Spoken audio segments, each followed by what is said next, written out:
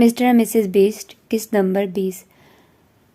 صبح کی ہلکی نرم روشنی ہر طرف پھیلی ہوئی تھی، سڑکوں پر شور واضح تھا اور پرندوں کی چہچہاہٹ اس شور میں کہیں دب رہی تھی۔ ٹھنڈی ہوا کے ہلکے جھونکے فضا کو خوشگوار بنا رہے تھے۔ ہیر نے اپنی چادر کو درست کیا اور مصطفیٰ کا ہاتھ تھام کر باہر نکلی۔ مصطفیٰ کی ضد تھی کہ وہ باہر جا کر کچھ دیر چہل قدمی کرے، اور چونکہ فرحان پہلے ہی دفتر جا چکا تھا، ہیر نے سوچا کہ مختصر سا چکر لگا لینے میں کوئی حرج نہیں۔ مصطفیٰ خوشی سے اچھلتا کودتا چل رہا تھا جب اچانک ایک کالا ڈالا قریب آ کر رکا۔ ہیر کے قدم وہیں جم گئے۔ گاڑی کا شیشہ نیچے ہوا اور اندر بیٹھے شخص کو دیکھ کر اس کے چہرے کا رنگ اڑ گیا۔ ولید رندھاوا، وہی سخت چہرہ، وہی تیز نظریں اور وہی رعبدار انداز۔ ہیر نے فوراً پیچھے ہٹنے کی کوشش کی، مگر اس سے پہلے کہ وہ کچھ کر پاتی، ولید کے آدمیوں نے اسے چاروں طرف سے گھیر لیا۔ مصطفیٰ نے خوفزدہ ہو کر اس کی چادر کو مضبوطی سے پکڑ لیا۔ تمہیں کیا لگا ہیر، تم کسی بھی ایرے غیرت سے نکاح کر کے اپنے بھائی کو لے کر چھپ جاؤ گی اور میں تمہیں چھوڑ دوں گا؟ ولید کی آواز زہر میں بجھی ہوئی تھی۔ ہیر نے اپنے لب سختی سے بھینچ لیے۔ اس کا دل تیزی سے دھڑکنے لگا۔ وہ جانتی تھی کہ ولید آسانی سے پیچھے ہٹنے والا نہیں تھا۔ ٹھیک اسی لمحے قریبی زینب ایک کتابوں کی دکان پر کچھ ضروری سامان خرید رہی تھی۔ اس نے ہلکی نظر ارد گرد دوڑائی تو اسے کچھ غیر معمولی محسوس ہوا۔ جب غور کیا تو حیران رہ گئی۔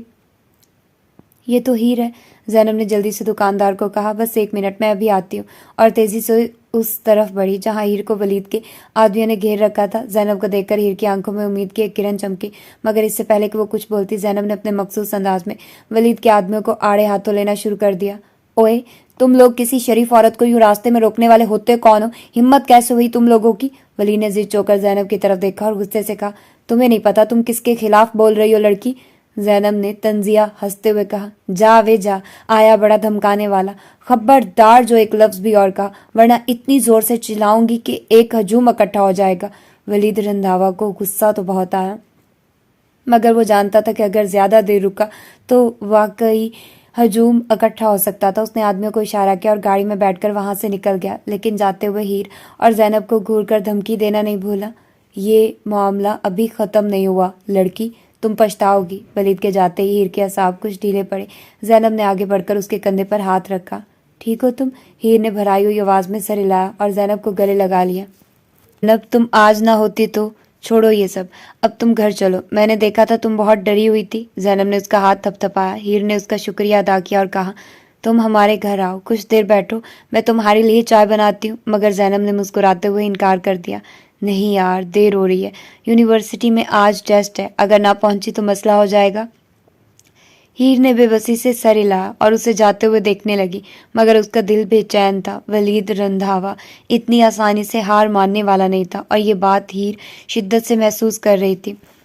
بران کے آفس میں سنجیدگی چھائی ہوئی تھی۔ بڑی شیشے کی دیوار کے اس پار شہر کی عمارتیں سورج کی روشنی میں چمک رہی تھی، لیکن آفس کے اندر ایک الگ ہی کشمکش جاری تھی۔ مریم خاموشی سے بران کے آفس میں داخل ہوئی۔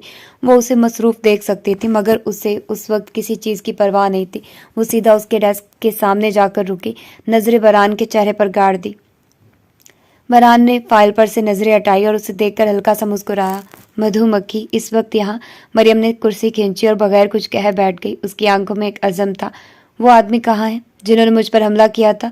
بران کی مسکراہٹ مدھم پڑ گئی۔ وہ جانتا تھا کہ یہ سوال آئے گا، مگر وہ ابھی مریم کو اس اندھیرے میں نہیں لے جانا چاہتا تھا۔ اس نے گہری سانس لی اور نظریں دوسری طرف کر لی۔ مریم، اس وقت یہ سوال، بات مت بدلو بران، مریم نے سختی سے کہا۔ اس کے لہجے میں ضد تھی۔ مجھے سچ جاننا ہے، مجھے ان لوگوں تک لے چلو۔ بران کے چند لمحے اسے دیکھا، پھر ایک طویل سانس لیتے ہوئے اپنی میز سے گاڑی کی چابی اٹھائی۔ وہ جان چکا تھا کہ مریم یہ معاملہ ادھورا نہیں چھوڑے گی۔ ٹھیک ہے، میرے ساتھ آؤ۔ مریم نے ایک لمحے کو اسے دیکھا، جیسے تصدیق کر رہی ہو کہ وہ سنجیدہ ہے، پھر وہ اٹھی۔ بران نے دروازہ کھولا، اسے نکلنے کا اشارہ کیا اور خود بھی اس کے پیچھے آ گیا۔ چند منٹ بعد وہ دونوں گاڑی میں تھے۔ بران خاموشی سے ڈرائیو کر رہا تھا، جبکہ مریم کھڑکی سے باہر دیکھ رہی تھی، مگر اس کے خیالات کہیں اور تھے۔ تم چپ کیوں ہو؟ مریم نے بران کی طرف دیکھتے ہوئے پوچھا۔ کیونکہ میں جانتا ہوں کہ جو تم دیکھنے جا رہی ہو وہ تمہیں بدل سکتا ہے، بران نے بغیر نظریں ہٹائے جواب دیا۔ مریم نے ایک لمحے کو اسے دیکھا، پھر نظریں پھیر لی۔ میں پہلے ہی بہت کچھ دیکھ چکی ہوں بران، اب کچھ بھی نیا نہیں لگے گا۔ مران نے کوئی جواب نہیں دیا، بس گاڑی کی رفتار تھوڑی بڑھا دی۔ کچھ دیر بعد وہ ایک 2 منزلہ سنسان عمارت کے سامنے رکے۔ جگہ ویران تھی، جیسے یہاں عرصے سے کوئی نہیں آیا، مگر بران کو معلوم تھا کہ اندر کیا تھا۔ وہ گاڑی سے اترا، مریم کی طرف دیکھتے ہوئے سر کے اشارے سے اندر چلنے کو کہا۔ مریم اس کے ساتھ اندر داخل ہوئی۔ عمارت کے اندر ایک تنگ راہداری تھی جس کے فرش پر دھول جمی تھی۔ راہداری کے آخر میں ایک دروازہ تھا جسے بران نے دھیرے سے کھولا۔ نیچے سیڑھیاں جا رہی تھی، یہ ایک بیسمنٹ تھا۔ مریم بران کے پیچھے نیچے اتری۔ بیسمنٹ کی فضا میں گھٹن تھی، ایک سرد مہک پھیلی ہوئی تھی جیسے یہاں کہیں راز دفن ہو۔ سامنے ایک لمبی گیلری تھی جس میں 4 دروازے تھے۔ بران سیدھا ایک دروازے کے پاس گیا اور اسے کھولا۔ اندر ایک کرسی تھی اور کرسی پر ایک آدمی بے ہوشی کی حالت میں بندھا ہوا تھا۔ مریم نے ایک نظر اس آدمی کو دیکھا، پھر بران کی طرف پلٹی۔ یہ تو ایک ہے، باقی 4 کہاں ہیں؟ بران خاموش رہا۔ بران جواب دو۔ مریم کا لہجہ سخت ہو گیا۔ بران نے گہری سانس لی۔ فی الحال تمہیں صرف اسی سے بات کرنی ہے۔ مریم کی نظریں چمکی۔ اس نے کمرے میں چاروں طرف نظر دوڑائی۔ وہاں کہیں تیز دھار اوزار رکھے تھے، تشدد کے اوزار۔ اس کے ہونٹوں پر ایک عجیب سی مسکراہٹ ابھری۔ وہ آگے بڑھی، ایک اوزار اٹھایا اور اس آدمی کے سامنے جا کر کھڑی ہو گئی۔ بران نے حیرانی سے اسے دیکھا۔ مریم، تم کیا کر رہی ہو؟ مریم نے ایک بار بران پر ڈالی، ایک نظر بران پر ڈالی، پھر پاس کھڑے ایک شخص کو دیکھا، اشارہ کیا اسے ہوش میں لاؤ۔ اس شخص نے ایک بالٹی میں بھرا ٹھنڈا پانی اس آدمی پر انڈیل دیا۔ وہ ہڑبڑا کر ہوش میں آیا، تیز سانس لینے لگا۔ مریم جھکی، اس کی آنکھوں میں جھانکتے ہوئے بولی، مجھے بتاؤ، تمہیں کس نے کہا تھا کہ مجھ پر حملہ کرو؟ آدمی نے نظریں چرائی۔ مجھے کچھ نہیں معلوم۔ مریم نے اپنی انگلیوں میں موجود دھات کے چمٹے کو مضبوطی سے پکڑا اور آہستہ آہستہ آدمی کے ہاتھ کے قریب لے گئی۔ دوبارہ سوچ لو۔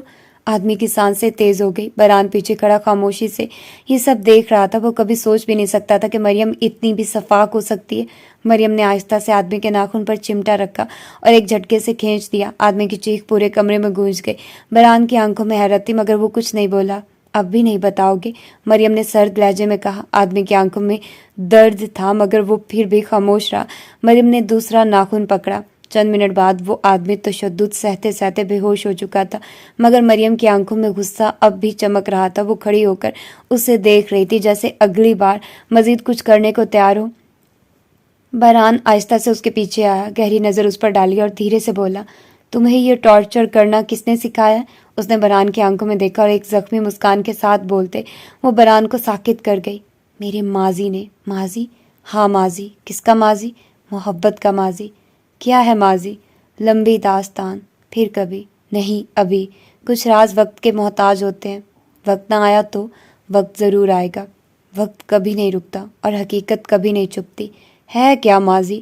بربادی کی داستان، خوف میں لپٹی دہائی، ادھورے خواب، خوفناک پرچھائی، ایک دردناک چیخ۔ چیخ؟ ہاں چیخ کس کی؟ محبت کی۔ محبت؟ ہاں محبت۔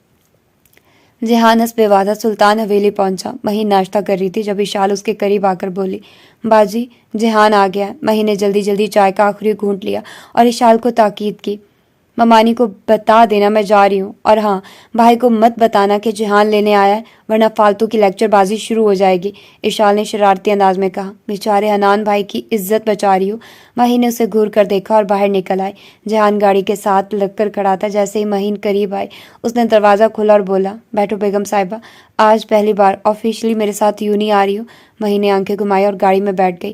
راستے میں جہان نے لاپرواہی سے پوچھا، تم کبھی یونیورسٹی کے سب سے اوپر والے فلور پر گئی ہو، وہ جو بند ہے؟ مہین نے حیرانی سے کہا، نہیں، جانے کا سوچا تھا مگر ایک تو نو گو ایریا ہے، اوپر سے آدھی سیڑھیوں پر ہی راڈ لگا کر بند کیا ہوا ہے۔ میں نے سوچا اوپر چڑھیں تو کہیں وہ راڈ ہی نہ ٹوٹ جائے۔ جہان ہنسا، نہیں ٹوٹتا، میں اور میرے دوست گئے تھے، بہت مزہ آیا تھا۔ مہین کی آنکھیں چمک اٹھی، واقعی؟ مجھے بھی جانا ہے۔ جہان نے فوراً ہاتھ اٹھا دیا، رکو رکو، میں نے یہ بات تمہیں اس لیے تھوڑی بتائی تھی کہ تم بھی جانے کا پلان بنا لو۔ مہین نے ضد پکڑ لی، کوئی مسئلہ نہیں، میں اور زرنور دونوں چلیں گے، اکیلے نہیں جا رہی۔ جہان نے سر پکڑ لیا، یار نہیں، یہ خطرناک ہو سکتا ہے۔ مہین نے آنکھیں چھوٹی کر کے اسے گھورا، مجھے نہیں پتا، بس میں جا رہی ہوں۔ کافی بحث کے بعد جہان نے سر تسلیم خم کر لیا، ٹھیک ہے، مگر میری ذمہ داری نہیں ہوگی اگر کچھ ہوا تو؟ مہین نے مسکراتے ہوئے کہا، کچھ نہیں ہوگا، ہم بہت احتیاط سے جائیں گے۔ وہ دونوں یونیورسٹی پہنچے اور اپنے اپنے ڈپارٹمنٹ کی طرف چلے گئے۔ 2 لیکچرز لینے کے بعد پلان کے مطابق مہین اور زرنور سیڑھیوں کے قریب جا کھڑی ہوئی۔ کچھ دیر بعد جہان بھی آ گیا۔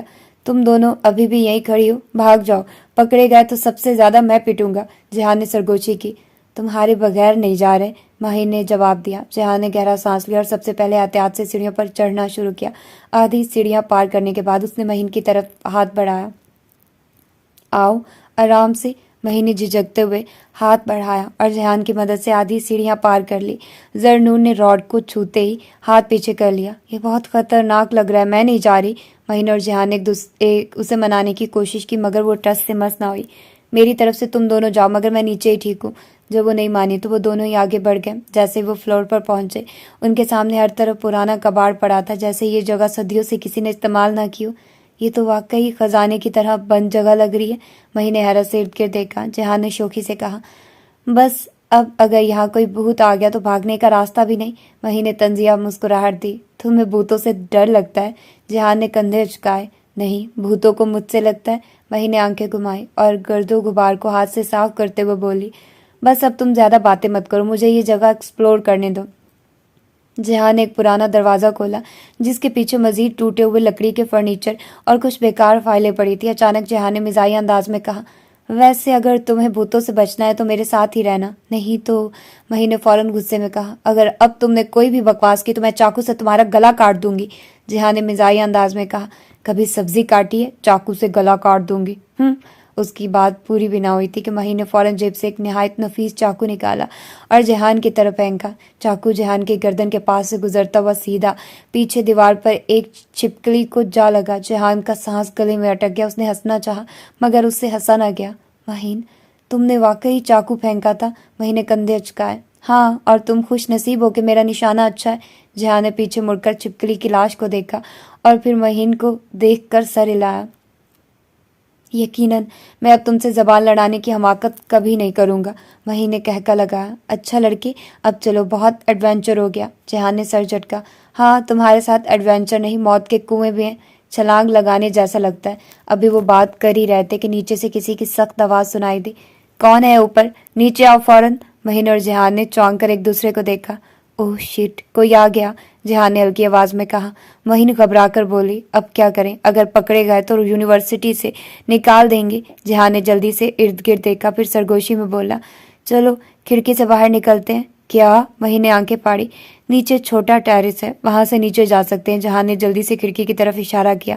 مہین نے کراہتے ہوئے کہا، اللہ جی، یہ جہان کے چکر میں کسی دن ماری جاؤں گی۔ جہان نے ہنستے ہوئے کہا، ابھی نہیں، پہلے کھڑکی سے نکلو۔ وہ دونوں کسی طرح احتیاط سے نیچے اترے اور جلدی سے یونیورسٹی کے لان میں جا پہنچے۔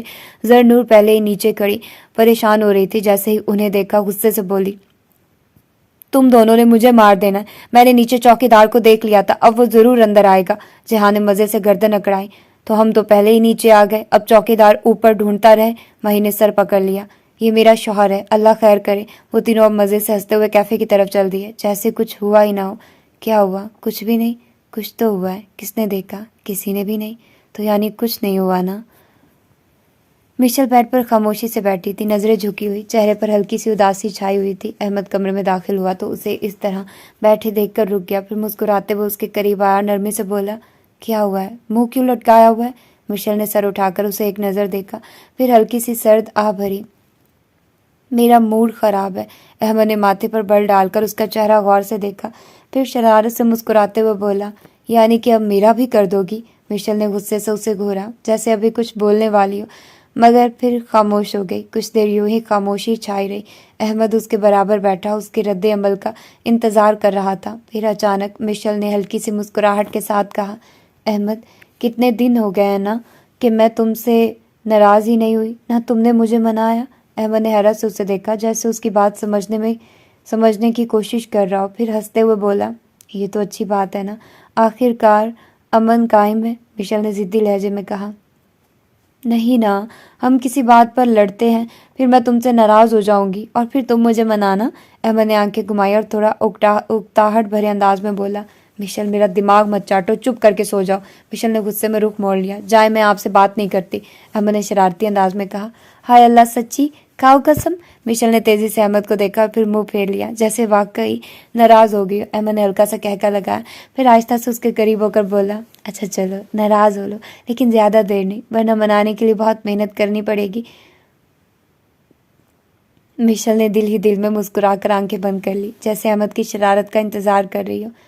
सुबह की नरम रोशनी खिड़की के पर्दों से छन कर अंदर आ रही थी। कमरे में हल्की खनकी थी और फिजा में एक सुकून सा फैला हुआ था। महापारा बेड पर लेटी हुई थी, मगर उसकी आंखें बंद होने के बावजूद नींद कहीं दूर थी। वो पिछले दिन की तमाम शरारतों को याद कर रही थी, अपनी चालाकी, मुराद की तरकीब, दोनों की छोटी छोटी नोक झोंक। उसने आहिस्ता से आंखें खोली और देखा कि मुराद अभी तक सो रहा था। उसका चेहरा हमेशा की तरह पुरसुकून लग रहा था, जैसे कोई फिक्र ना हो, जैसे वो दुनिया के सबसे मुतमईन शख्स हो। महापारा ने आहिस्ता से करवट ली और उसके चेहरे को देखने लगी। ये आदमी सच में अजीब है। पहले मुझे ज़बरदस्ती शादी पर मजबूर किया, फिर हर वक्त तंग करता है, और जब मैं बदला लेने की कोशिश करती हूँ तो इतने आराम से हंसता रहता है। वो दिल ही दिल में सोच रही थी। उसी लम्हे मुराद ने आंखें खोली, जैसे उसे महापारा की नज़रें महसूस हो गई हूँ। वो हल्का सा मुस्कुराया। सुबह बखैर बेगम साहिबा। महापारा ने फौरन नज़रें चुराई और सीधी होकर लेट गई। सुबह बखैर। मुराद ने करवट ली और कूहनी के बल उसकी तरफ झुकते हुए बोला, आज बड़ी खामोशी है, कोई नई साजिश तो नहीं हो रही? महापारा ने चेहरा दूसरी तरफ कर लिया। मुझे तुमसे कोई बात नहीं करनी। मुराद ने मुस्कुराकर उसकी नाक को हल्के से छुआ। सच में? मगर तुम तो मेरी तरफ देख रही थी। महापारा ने फौरन नाक सुकेड़ी और मुंह दूसरी तरफ कर लिया। बस ऐसे ही।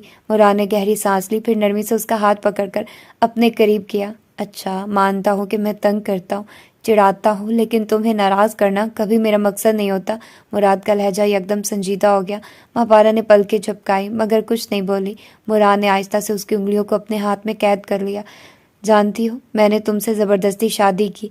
शायद वो मेरी सबसे बड़ी खुदगर्जी थी, लेकिन ये भी सच है कि मैं तुम्हें खोना नहीं चाहता था, और आज भी नहीं चाहता। महापारा ने चौंक कर उसे देखा। ये पहला मौका था जब मुराद ने खुलकर अपने दिल की बात कही थी। मुराद ने उसकी आंखों में झांका। तुम्हारी नाराज़गी में भी मज़ा आता है, मगर तुम्हारी मोहब्बत में जो सुकून है वो कहीं और नहीं। महापारा का दिल एक पल के लिए ज़ोर से धड़का। उसके लबों पर हल्की सी मुस्कुराहट उभरी, मगर वो जल्दी से उसे छुपा गई। मुराद ने शरारती अंदाज में उसकी थोड़ी सी ऊपर की। अब तो मान जाओ, वरना वाकई बदला लेने के बारे में सोचना पड़ेगा। महापारा ने आंखें सुकेड़ी। क्या बदला लोगे? मुराद ने मुस्कुराते हुए आहिस्ता से उसकी पेशानी पर बोसा दिया। बस ऐसा ही छोटा सा। महापारा ने घबराकर पीछे हटना चाहा, मगर मुराद ने उसका हाथ मजबूती से पकड़ लिया। कहीं जा रही हो? महापारा ने बामुश्किल अपनी मुस्कुराहट रोकी। अच्छा बाबा, मान गई, अब छोड़ो मुझे। मुराद ने मुस्कुराकर उसे आज़ाद कर दिया। देखो, सुलह में ही बरकत है। महापारा ने शरारत से उसे घूरा। ये तो वक्त बताएगा कि ये सुलह कितनी देर तक चलती है। मुराद ने कहका लगाया। चैलेंज कबूल है। महापारा ने हंसते हुए तकिया उठाया और मुराद की तरफ उछाल दिया, और यूं उनके दरमियान नाराज़गी की दीवार मुकम्मल तौर पर गिर गई। यूनिवर्सिटी का दिन ख़त्म हो चुका था और सूरज ढलने को था। जहान अपनी गाड़ी के पास खड़ा बेचैनी से महीन का इंतज़ार कर रहा था, जो हमेशा की तरह जाने कहाँ गायब हो गई थी। वो बार बार घड़ी देख रहा था कि अचानक महीन अपनी मखसूस लापरवाह चाल में चलती हुई आई। कितना इंतज़ार करवाओगी? जहान ने दरवाज़ा खोलते हुए शिकवा किया। महीन ने मस्कीन सी शक्ल बनाई। लड़कियों को तैयार होने में वक्त लगता है। जहान ने गाड़ी स्टार्ट करते हुए तंजिया मुस्कुराहट के साथ कहा, तैयार होने में तुम तो वैसी की वैसी हो, कोई खास फर्क नहीं पड़ा। मही ने घूर कर उसे देखा। मैंने लिपस्टिक लगाई थी। जहान ने सर झटका। अच्छा, कौन सी? मही ने फखरिया कहा। Nude pink. जहान ने हंसते हुए कहा। लग तो ऐसा रहा है जैसे खाने के बाद होंठ साफ नहीं किए। मही ने गुस्से से पानी की बोतल निकाली और जहान की तरफ झटका। तुमसे बात करना ही फजूल है। जहान ने जोर से कहका लगाया। बस अब नाराज मत हो ना, कल बाइक भी तो लेनी है तुमने। मही ने फौरन तासुरात बदले। हाँ हाँ, बिल्कुल भी नाराज नहीं। गाड़ी आहिस्ता आहिस्ता सड़क पर रवां दवां थी। कुछ देर दोनों खामोश रहे, फिर माहिन खिड़की से बाहर देखते हुए बोली, पता है, मैं हमेशा सोचती थी कि निकाह के बाद जिंदगी बदल जाएगी, लेकिन देखो मैं वैसी की वैसी हूँ। जहान ने एक नज़र उस पर डाली। हाँ, क्योंकि तुम बदली ही नहीं, वैसी ही जिद्दी, वही ड्रामे, वही हरकतें। वही ने आंखें घुमाई। तुम्हें मसला क्या है? जहान ने मुस्कुराते हुए कहा, मसला ये है कि मैं तुम्हें बर्दाश्त करते करते थक गया हूँ। महीन ने मसनूही अफसोस से कहा। ओहो बेचारा, मैं तो सोच रही थी कि तुम मुझसे मोहब्बत करते हो। जहान ने फट से कहा। हाँ, मोहब्बत करता हूँ, लेकिन अपनी जान से ज़्यादा करता हूँ, और तुम्हारी हरकतें मेरी जान पर बनी रहती हैं। मही ने हंसते हुए कहा, तुम बहुत ड्रामेबाज हो जिहान। जिहान ने कंधे झुकाए। ड्रामे तो तुम्हारे सामने कुछ भी नहीं, मही ने कहकर लगा और गाड़ी के डैशबोर्ड से चॉकलेट निकालकर खोलते हुए बोली, चलो अब इतना बकवास कर लिया, ये खाओ और चुप रहो। क्या याद करोगे कि किस साबिर से पाला पड़ा था? जिहान ने उसकी बात पर मुस्कुराहट दबाई। कुछ देर बाद महीन मुस्कुराकर बोली, वैसे तुम जानती हो अल्लाह ने कहा है कि सब्र करने वाली औरत दुनिया के हर कोने में मिलेगी। जिहान ने शरीर मुस्कुराहट के साथ गाड़ी की रफ्तार बढ़ाते हुए कहा, इसीलिए अल्लाह ने दुनिया गोल बना दी। ढूंढते रहो को ना।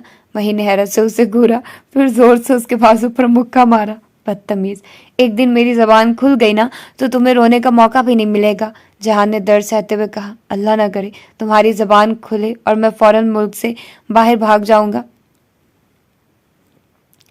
महीन ने हंसते हुए कहा, भागने का कोई फायदा नहीं, मैं पीछे पीछे पहुंच जाऊंगी। जहान ने सर झटकते हुए गाड़ी सुल्तान हवेली के दरवाजे पर रोकी।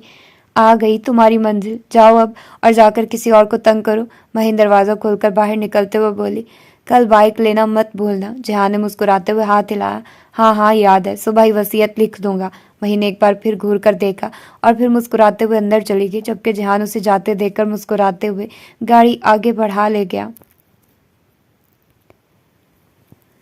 तो ये थी इसकी आज की एपिसोड, और अच्छे सीन्स होते हैं यार, बस ठीक है, लाइट सा अच्छा सा चल रहा है। मैं अब इस पर ज़्यादा नॉवल पर तबसरा नहीं कर सकती, क्योंकि इसमें है ही नहीं इतनी बातें कि जिस पर हम लोग ज़्यादा टॉक शॉक करें।